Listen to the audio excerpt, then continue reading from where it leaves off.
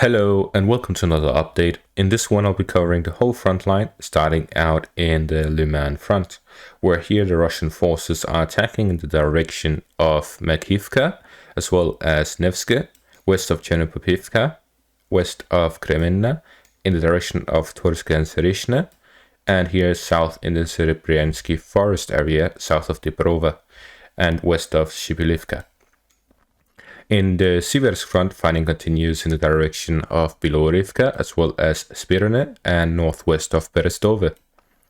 As for the Bakhmut front itself, the Russian forces continue their attacks north of Selesnyansk, as well as by the E40 highway, in the direction of Orihove-Vasilivka, and south of that, in the direction of Bohdanivka. In between Bohdanivka and Khomove, the Russian forces are being attacked by the Ukrainian forces. Here there is artillery strikes by the Ukrainian forces, as is shown by this video here. So we see here in this video of fighting between Khomove and Bohdanivka that the Ukrainian forces are launching large-scale artillery strikes on all of the Russian positions in this area, as Russian forces are trying to advance to the road in between Bakhmut and Chasiv Yar. The Ukrainian forces are doing everything they can to prevent them from reaching the road, as this road is the one that connects Chasiv Yar with Bakhmut, as well as Chasiv Yar with Khomove. If this road is taken by the Russian forces, Khomove will end up being completely isolated, as the bridge to the east of the village is taken and destroyed. The road to the west is the only one that keeps supplies going in and out of the village. So with this, the Russian forces are being prevented from reaching the road, as the Ukrainians are using heavily artillery fire here to the northern parts of the fighting in this area. Fighting also continues in the direction of Khomove, as well as to the north in the Assam steel plant, where the Russian forces continue attacking in the underground tunnels in this area.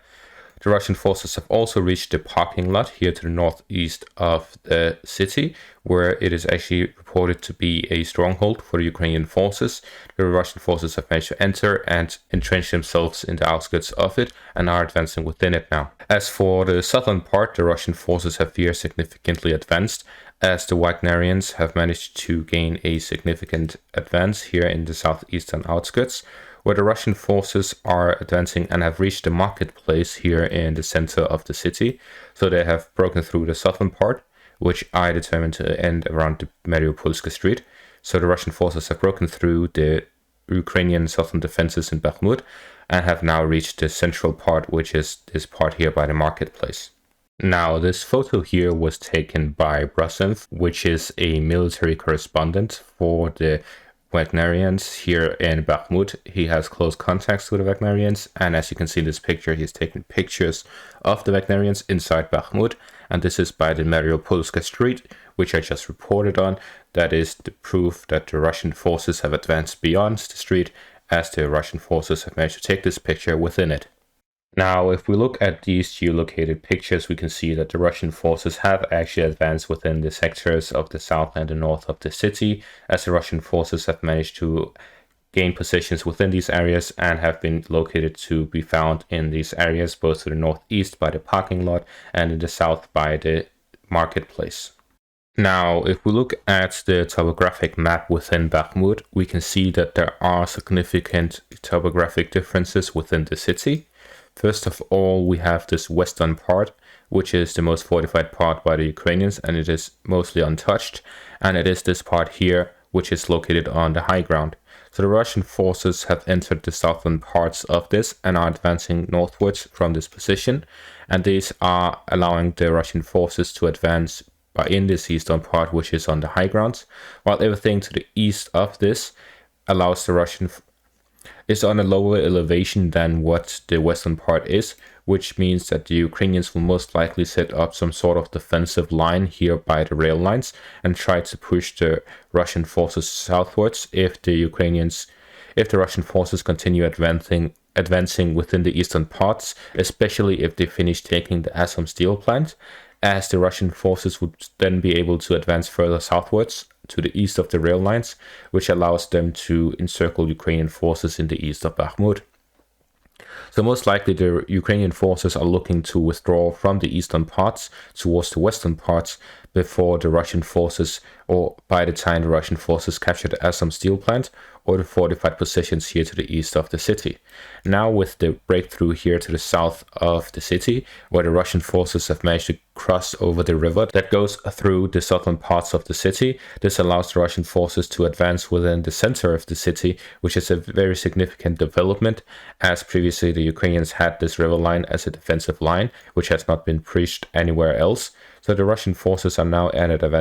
the advantage in which they can advance both to the south and to the north, as well as to the west of the city. So the Ukrainian forces in this part of the city is actually in a very dire situation,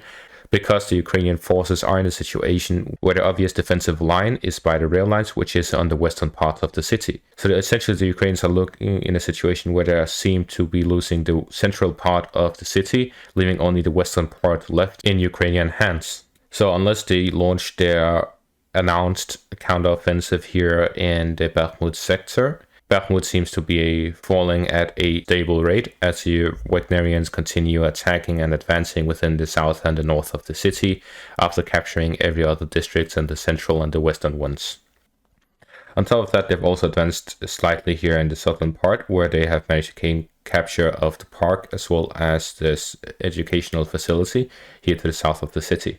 With this, the Russian forces are closing in on the full capture of the southern part, which ends right here by these roads. So essentially, the Russian forces have control over the southern part of Bakhmut, leaving the central and western parts left, while the Russian forces can control over the northern part, eastern part, and southern part of Bakhmut. If you have made it so far in this video, make sure to leave a like and subscribe. At the same time, we see fighting here in the direction of Avdiivka from the eastern part towards the highway between Bakhmut and Konstantinivka, as well as fighting by Avdiivka, and here to the west in the direction of Stupozhki and Prereshina. So the Russian forces are actually advancing here westwards of the canal in the direction of Stupozhki and Prereshina, which is actually very significant because the Russian forces are trying to gain control over the east of the canal. By having a foothold on the western part of the canal, they're able to possibly advance towards Jazov Yar as well, as Jazov Yar is located on the western part of the canal. Attacking from the eastern part of the canal would leave Jazov Yar with a significant advantage, as they would have the canal as a defensive line. Moving on to the Avdiivka area, the Russian forces have increased their attacks here to the north of the city, where they're attacking in the direction of Keramik as well as Novokalinove, the new Novobakhmutivka, now that the old one has been captured, in the direction of Stepove as well as Berdishi. So the Russian forces are here attacking 5 villages to the north of the city, as they are trying to expand the zone of control and prevent any Ukrainian reinforcements and supplies from coming from the north or the northwest of the city. At the same time, the Russian forces are also attacking in the direction of Kamyanka, here to the east of the city, and in the southern parts in the direction of Opytne as well as Severne, where the Russian forces are here trying to expand the zone of control south of the city, as well as cut off further supply lines by the Ukrainian forces. As for the Pervomaiska area, the Russian forces are here attacking both the north and the center of the city, as they try to gain further control over this area, and in the direction of Nevelske, which will allow them control over the only village in between the whole field. As for the Marinka area, fighting continues here in the direction of the north of the city, as well as in the center and in the south in the direction of Pobieda. There's also fighting reported here to the east of Novomikhailivka in the direction of the village. Then here to the southwest in the direction of Vuhledar, fighting continues both to the eastern part as well as the southern part, as the Russian forces try to advance within this area. And that is all for this update. Thank you all for watching and have a great day.